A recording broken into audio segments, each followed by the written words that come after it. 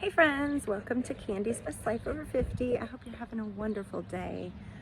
I am currently, as you can see, sitting outside. The temperatures are chef's kiss. We're in central Illinois and we're probably going to be here for almost 2 months.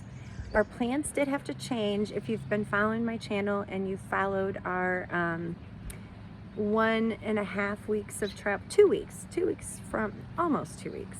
It doesn't matter. We've been on the road, full-time RVing. We left South Carolina. We went to Georgia, spent one night in Georgia. Then we went to Tennessee and we spent a week in Tennessee. And then we went to leave Tennessee and we had a snafu with one of our slides. So we got a mobile mechanic there. He got it fixed. It was a super easy fix. He told us how to fix it if it happens again.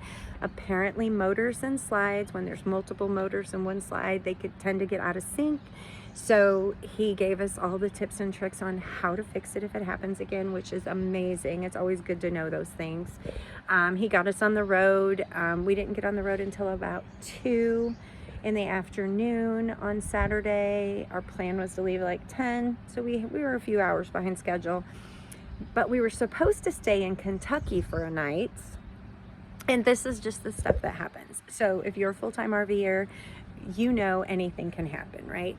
We get to the campsite in Kentucky, and not only was it a gravel parking lot that looked like old disposed campers that people were living in, but the office was closed. There was nobody there to check us in. We were way later than we thought we were going to be, but still, I mean, what the what, right? So we were like, yeah, by the looks of this place, we're going to judge the book by the cover today, and we're not staying here.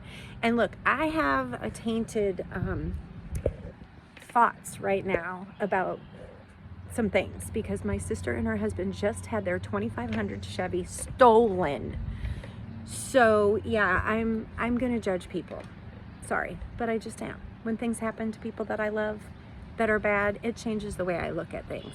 So anyway, we looked around and we're like, it's a good thing the office is not open to check us in because we wouldn't be staying here anyway. So we got back on the road and we drove through Kentucky into Indiana.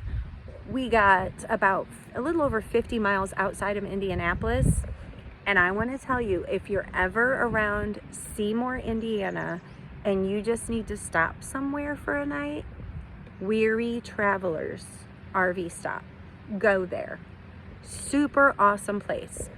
My husband got online, booked it online. It's complete self-check-in. It's gated, so you can keep out the riffraff, if you will. You get a code to open the gate when you get there. Once you've made your reservation, you pick your site and everything. They're huge pull-through sites. We set up, slept for the night, got up the next day and decided we were supposed to go to Indiana and stay there for a week before we came back to central Illinois. But we just decided, let's just not even waste another week. Like, let's just get on with it. So we drove all the way back to central Illinois, which we got here on Sunday, about 2:30 or so in the afternoon. But here's another thing.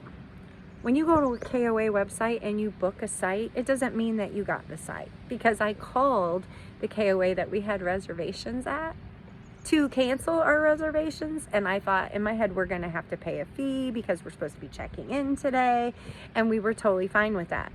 They didn't have our reservation.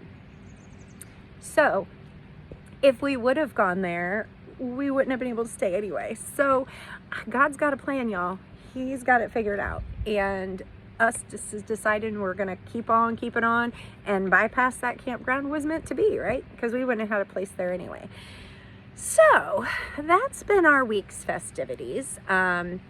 We got set up, and then some friends showed up and we went out to dinner with them that night. And then yesterday I got to spend the whole day with my parents, and every minute with them is, just glorious.